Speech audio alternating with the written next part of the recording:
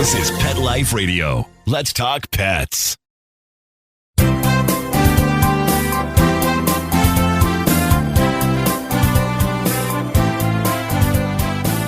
We are now live here on Pet Life Radio and on Instagram. Here for you, here for your pets. You know the drill.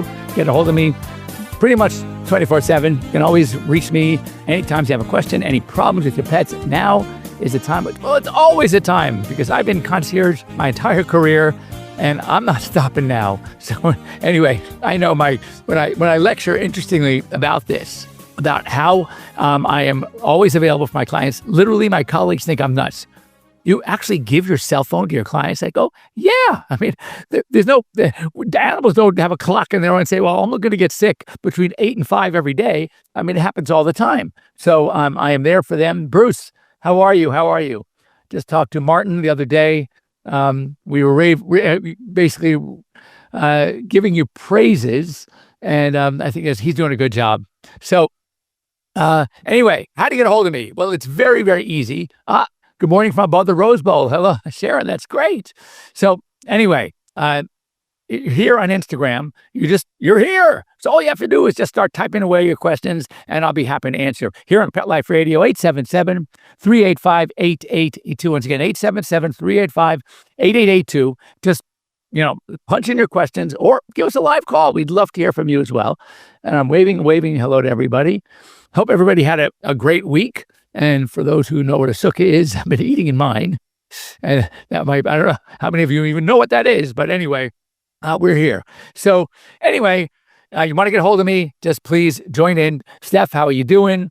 And I'm loving to say hello to all these people. Love it. Now, for Raven, Sky, and me, you have a request to be live, which is totally fine, but just a lot of times hit that button or accidentally. I'm going to review the request. I'm going to okay it.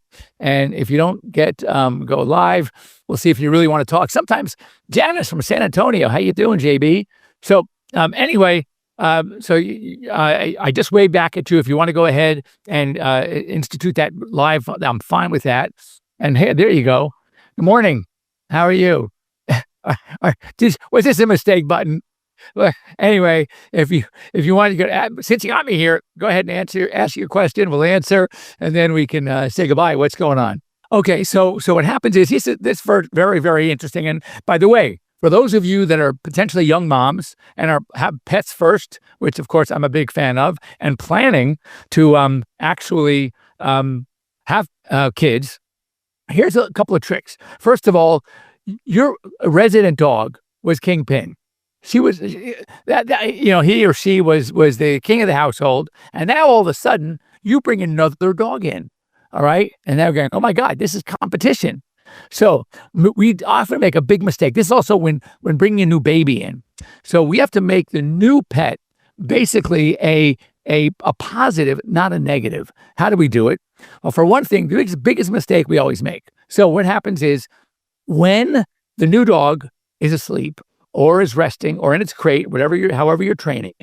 So what do? Now you feel so guilty for having brought another pet into the household. You already see the resentment. So what do? You pour on the attention to the resident dog.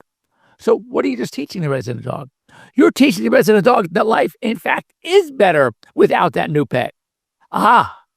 So we kind of inadvertently create this battle between young and old, or new and not so new, new and old. So here's what you do. When they're together in the same room at the same time, you give more attention to the resident dog and give treats, good boy, good girl, whatever the case may be. And then when the new dog is in its crate or is separated, kind of not meanly ignore, but just don't give as much attention to the resident dog. You save the resident dog, right? The attention for when the new pet is around or when the new baby is around. We make the biggest mistake when it comes to babies, because what happens is the baby's napping, the baby's asleep. We feel so guilty that we brought a new being into the house that's taking away the attention. We pour on the attention and the affection to the resident dog. Well, that's counterintuitive. You don't want to do that. What you want to do is only give a lot of attention to the resident dog when the new dog or the new baby is around. So try that.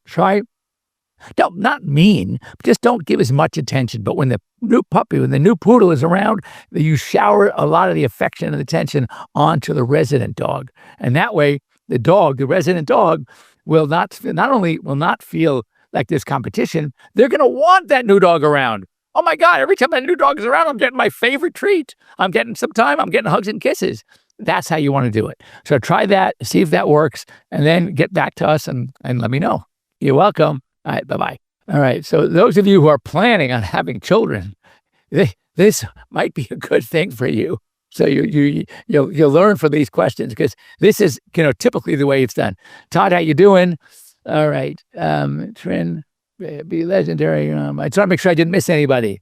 I have a lot of people here. Good. I want some get some good questions. So what I had a case over the weekend. And I want to just kind of talk about how the difference between young and old, and I guess I can qualify as the latter, and that is that the difference between knowledge and wisdom. So I sent a client of mine, another MD, a physician actually, to emergency. We were having some issues with his dog. And I just wanted to make sure everything was okay.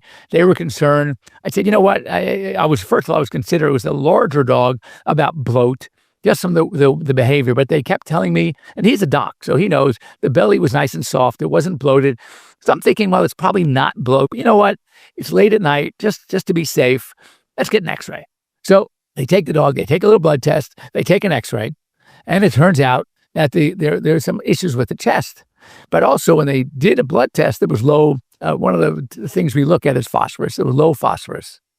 And this young doctor starts talking about something called Fanconi syndrome. And Fanconi syndrome is something, it's a very rare disease. And the fact they even brought it up, I was surprised, because I think in my 42 years of practice, I have never seen a Fanconi dog. So, I mean, we're talking really rare. We always talk about the difference between the common and the uncommon. And we talk about the horse versus the zebra.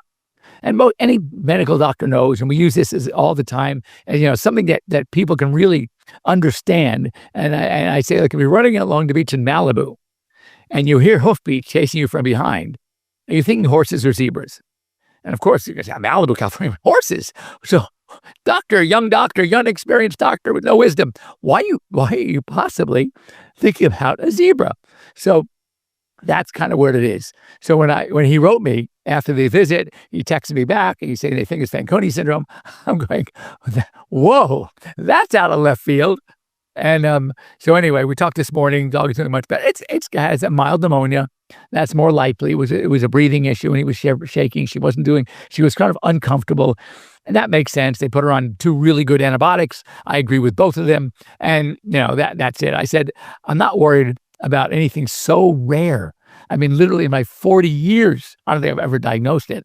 I mean, and even if you look it up online, the first thing it says, a very rare condition. It's just like, really, young doctor, you think you're in practice for 6 months and you're going to get one? I remember, this is really funny, talking about inexperience. I'm guilty of that too. So my early years of practice, I see this dog coming in, and it was hairless and had a very kind of greasy skin, had a bloated belly. Now, my mind, oh my God, if you look up some of the symptoms of Cushing's disease, I'm thinking, oh my God, here I'm in practice for a month, not even a month, and I'm getting my first Cushing's case. So I asked her, I said, how long has this been going on? And she goes, what's going on? And I said, well, there's the bloated belly, the hair loss, the skin. She goes, I'll have you know, this is a Chinese crested. There are only 4 in California. And I'm thinking to myself, well, no wonder why I never knew what it was. I've never even seen one. And you heard about the Mexican hairless, but a Chinese crested. I mean, this is very early in my career. Never saw one at Davis in that school. Never, in the month, here I am thinking, oh my God, this is so cool. I'm seeing this really unconditional, this unusual. And by the way, Cushing's is way more common than Fanconi syndrome. But anyway, the fact is that it would even cross my mind. And I don't think she ever liked me, because I didn't know what one of the 4 in California Chinese cresteds were. But anyway, if you know, look up. And there's also the Powder Puff Chinese Crested, which has kind of some hair, but this one was classic Chinese Crested. So anyway, it does happen, but we learn. That's how we learn. All right, let's see. I want to wave. Give me some questions, guys. My wrists, you notice. So I thought I talked about it. All right. Anyway, for those of you who weren't here last week, I play basketball every Tuesday night. I am, yes, by far, the oldest guy on the court, 70, almost 71. And I'm playing against guys that are in the 30s and 40s. And I still love to play. And I'm chasing a sort of a free ball, right? So, and I'm running along with one of my opponents. And I think in the run, we tripped on each other and I went, not falling, I went flying. So anyway, so I kind of, to break my fall, I put my hand underneath me to help, say break the fall. And I guess my wrist was in some weird way, hurt like hell. My hand got almost instantly swollen. Of course, I finished playing that night because heaven forbid I should stop. And I iced it and ibuprofen and all that stuff. Anyway, I noticed within a day, it was so swollen that when I made a fist, you couldn't even see my knuckles. It was all puffy. Anyway, so I treated for a couple of days, all the good things. Swelling went down. I felt better. And of course, the next Tuesday night I played, the Tuesday after the night I played. But one thing I noticed is that my thumb, when I can hyperextend it, instead of going back like this, it went back like that, and a little bone or something popped up right here. And when I pushed it, my thumb would go back in. After back, I pushed it. And as I did that, I also noticed some what we call crepitus, kind of a bone-on-bone feeling. Anyway, long story short, showed it to my friend who happened to be a hand surgeon. And he looks and he goes, yep, you tore your volar plate. So, I mean, basically, it's all of the tendons and ligaments right here that keep the thumb where it's supposed to be. Went in for surgery 2 Fridays ago. This last Friday was 2 weeks after surgery.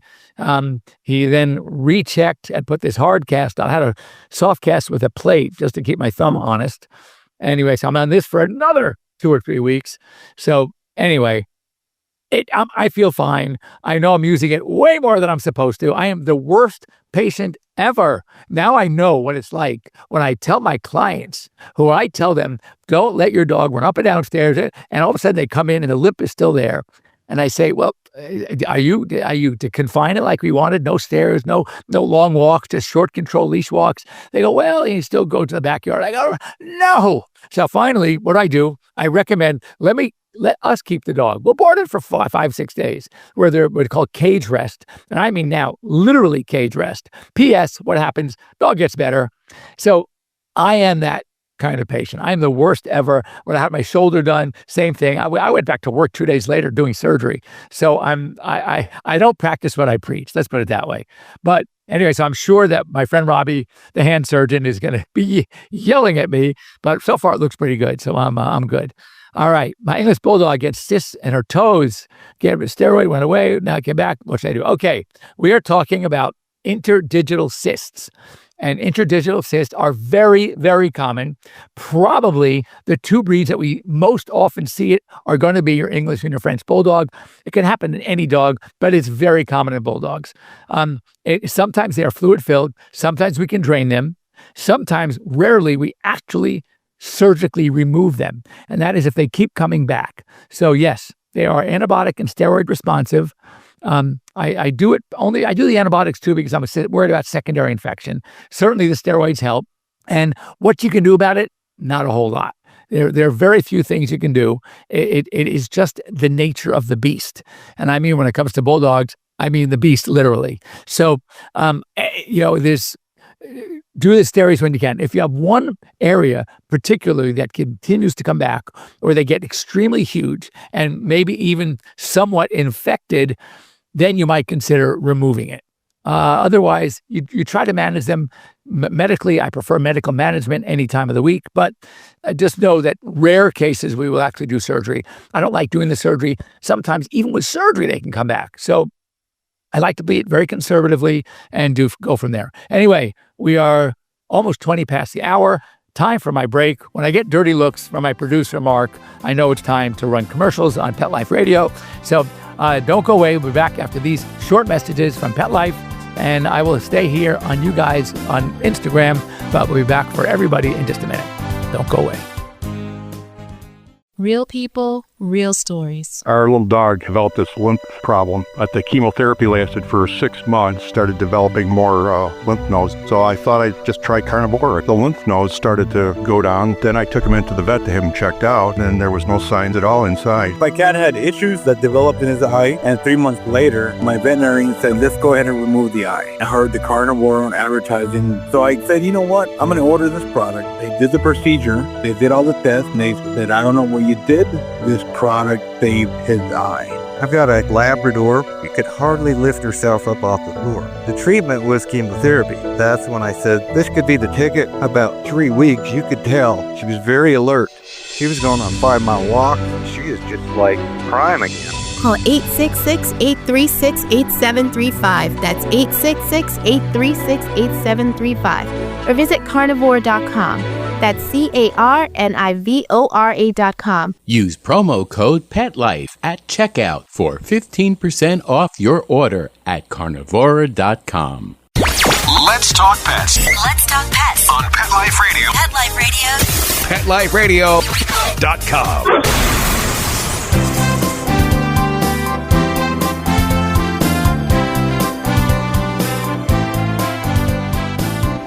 And we are back here live. You had a good question about on that poodle case we discussed earlier. Is there any way to tell other than teeth? And there is, unfortunately, eyes, yes, but there's a span between like 4 and 7 years.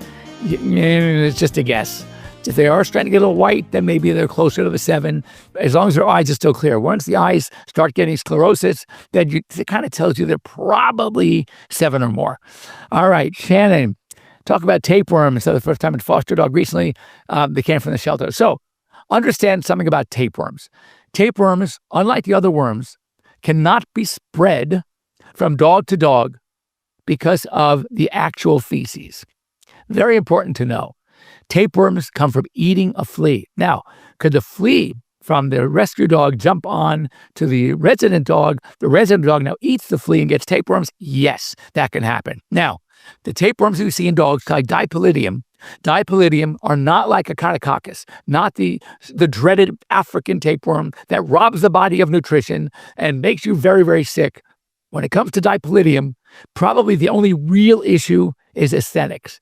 Aesthetics, because when you look at the poop, you see these little white rice flakes on the poop. And if you lift up the tail, you see dried up tapeworm segments. They look almost like they shrink. They look like sesame seeds. Those are the ones that we have to worry about. But, and again, it doesn't cause any medical issue. It causes an issue where it looks pretty gross. So if you have a resident dog and you take care of the fleas on your new dog, you don't have to worry about the tapeworms passing from the new dog, the rescue dog, to the resident dogs. That's not going to happen.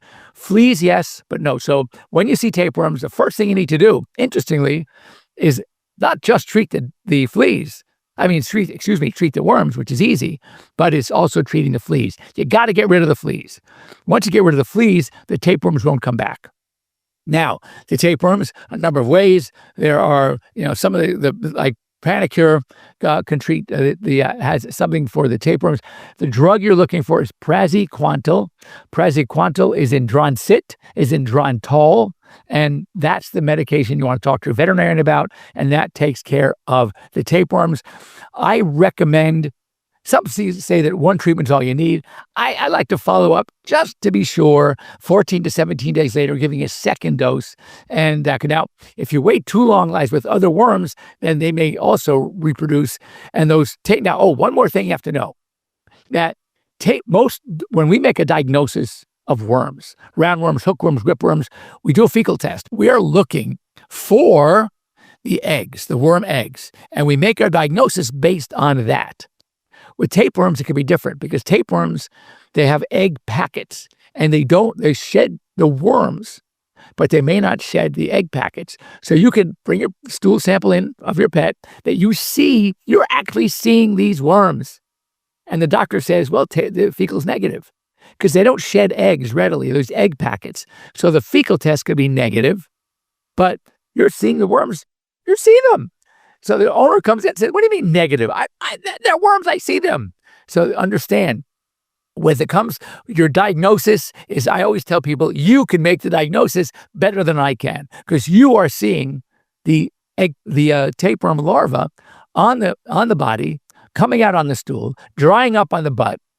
You treat for tapeworms, regardless of what the fecal test shows. So keep that in mind. So don't get mad at your doctor who you spend money on. I honestly, if you have an adult dog where it's unlikely for them to have any other worms, not impossible, but unlikely, especially if the stool is totally normal except for seeing the tapeworm larval segments. Okay, when you see the segments, I will treat for tapeworms. I won't even do a fecal test. Now, if there's other things going on with the stool, if it's soft, it's mushy, it's persistent, then yes, I might do a test just to make sure we don't have Giardia or another worm. If it's a brand new puppy coming from a shelter, then yeah, I will. But if it's a resident dog, been there for a while, and all of it shows up is with tapeworms, I'm going to treat the tapeworms. Don't waste your money on the fecal. I know my opponents are going to be yelling at me because they want the money. No, you don't need it. What I would do is the opposite. I would treat the tapeworms first, and when they go away and there's no other problem, you're good. If they go away and you're still having other issues, yes, then run a fecal test. All right, boy, I love being controversial. I really do. My goal is to bring in the wisdom, bring in the common sense, and stop. I mean, for coming in and testing for these. That's why I get so angry at these emergency clinics. It's one thing to come in and treat the emergency, but to start running these tests for things that are so esoteric, things that probably a young doctor would see once in their career. What are you doing? Why are you wasting the money? Do one thing at a time. Have a game plan. First, rule out. Put your most common things first. Test for those and only those. Another thing that always bothers me, and I'm very vocal about it, as you can tell, and that is veterinarians that are collecting a urinalysis for a urine test. And they automatically add on a culture, which is more expensive than the darn urine test. And I'm thinking, why'd they run the culture? They haven't even got the urine test back yet.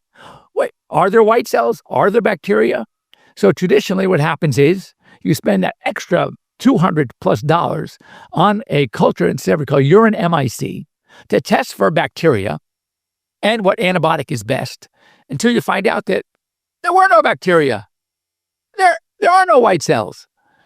Now, what's the difference? Really, what's the difference between waiting to get your basic UA urinalysis first, looking to see is it normal or not normal, and then say, yes, there are greater than 4 white cells for high power field. That's a significant diagnostic. Or there are bacteria, and the urine was collected through what we call cystostatesis. Then you call the lab. And I always draw 2 tubes, one for immediate, and one we call it culture if. If we see greater than 4 white cells per high power field, if we see bacteria, we call the lab and say, remember that second tube? Go ahead and run the MIC. The owner already knows that that's going to be the plan, and they're prepared to pay extra if we need it. But to do it automatically without even getting your urine results back yet, that's highway robbery. So, and I see places doing this all the time. And guess what? Guess what comes back on the urine culture? No growth after 24 hours. No growth after 48 hours. Duh, I could have told you that. There were no bacteria in the urine. There were no white cells. There's no infection. So this is what drives me crazy. And this is why, I don't know, maybe this is why some of my colleagues hate my guts, but I'm just telling you, you got to be practical. As I said, there's a difference between academic medicine and practical medicine. And I am very, very happy to say my approach is always practical. I'm not going to start doing stuff just because the textbook says, oh, this could be. Now, if I have a urine-specific gravity, this is coming from my friend who's an internist, who I admire tremendously. He's a genius.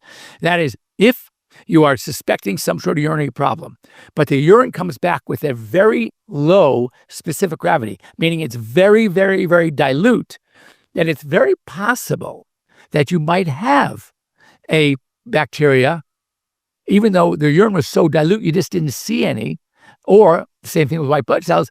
Then if you still are having issues, yeah, you might want to do the urine MIC. You might want to look for bacteria. You might find some, but that is the exception. But am I going to treat every cat and dog that I see with that exception? Heck no. It's you. I'm not paying for it. You're paying for it. So what I'm going to do is say, you know what? I hear it, and this is why I want to make sure that we're dealing with a problem that needs to be addressed. But I'm not going to search for a problem where the clinical signs aren't there, or even the tests aren't supporting it yet. So, can you tell how agitated I get with this? And I see it all the time, and it drives me bonkers. I've had cases where I've actually challenged a veterinarian. I call them, especially if they're young. I try to be nice. I try to say, now, what were you thinking? Why did you do that test? Well, I say, no, that test is something you do after so-and-so. After, you don't just jump to take that test, because you'd gain nothing except money, and the client wasted money and still got no answers. So why'd you do that? And I'm trying to get veterinarians to think the way they would want to think. They would want, if they were novice, if they were not veterinarians and they were just pet parents and their vet did that to them, don't you think they'd be a little pissed? I think so. I'd be pissed. So anyway, thank you. Thank you, Sharon. She drives from Pasadena to Westwood to see me. No, I do appreciate it. Trust me, for all of you. And I got to tell you, the nicest thing is I will have clients that complain about my weight. Yes, there is a very long wait in my office, and not because the first thing I say is, trust me, I wouldn't be this busy if I was terrible. That's one thing. And secondly, I said, I also suffer from a disease that's called I can't say no disease. So when someone calls and needs to be seen, I am not one of those vets. They say, well, God, he's booked solid, but so we can see you next Monday. A Monday? That's a week away. I can't wait till Monday. If they come to me, I say, bring them in, tell them it's going to be wait. Bring your laptop, bring a book, but I will not go home until I see you. And that's the culture that's in my hospital. And therefore, so even new clients will, I've had a couple of times this happen, which is kind of great. It's like a good pat on the back. But so they finally come and see me and they complain a little bit. It's always this way. Yes, I am sorry, but I'm pretty busy. Anyway, go through my exam, go through my questions. I give them the time that they need. And as they're getting ready to go, she'll turn around and say to me, just please tell me you'll never retire. So I guess it works. But my goal is I want to make sure that everybody gets the help they need. The pets are cared for. And I'm not one of those. How's Steve doing? I find out from somebody else. I'm a little mad at my sister, who a friend of mine says, oh, Steve had his knee surgery. I go, wait a second. I never hear from my sister or from Steve, who's my high school classmate and friend. So anyway, how's he doing, Beth? Tell me. So anyway, so there you have it. My opinions, sometimes good, sometimes a little controversial, sometimes you're not going to like, but I can tell you that's what you get. You get what you pay for, and you're not paying anything with this. So it is what it is. So anyway, here next week, same bat time, same bat channel, during the week. If you need to get a hold of me, easy to do. You can catch me here on Instagram. You can catch me on Pet Life Radio, Dr. Jeff at PetLifeRadio.com. You can get me at drjeff.com. Many of you, I'm sure, have my cell phone because I hear from you, so you can always send me a text or a call. Anyway, love being here with you, helping you, answering your questions. And again, you don't have to wait till a Sunday during my show to ask me questions. You can reach me anytime. Would love to have a conversation. Missy, hello. Sorry you're late, or else I would have. Missy, if you have any questions, you can always get a hold of me. As I said, Pet Life Radio, Dr. Jeff at PetLifeRadio.com, Dr. Jeff at DrJeff.com, Jeff at Airvet.com, whatever. We're here for you, and anytime you need to get a hold of me, do so. And yes, My Life with Corgis. Thank you so much. Have a good Sunday to everybody. Have a great week, and we'll see you next Sunday here on Pet Life Radio and Instagram Live. Have a wonderful week. Bye-bye.